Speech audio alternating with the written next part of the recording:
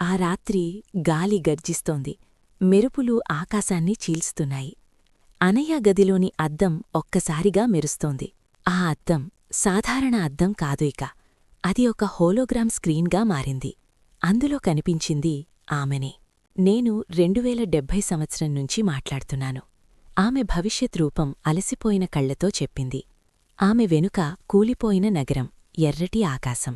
రేపు నువ్వు తీసుకునే ఒక నిర్ణయం ప్రపంచాన్ని నాశనం చేస్తుంది. అంతే, సిగ్నల్ కట్టయింది.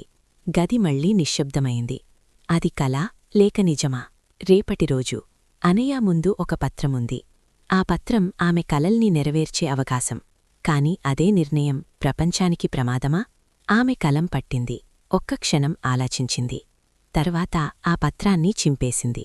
ఆ రాత్రి అద్దం మళ్లీ మెరుస్తోంది. ఏసారి నీలి ఆకాశం, శాంతమైన నగరం. భవిష్యత్ అనయ్య చిరునవ్వుతో చెప్పింది. నువ్వు భవిష్యత్తును మార్చేశావు. ఆమె కాంతిలో కలిసిపోయింది. అనయ్య ఒక విషయం గ్రహించింది.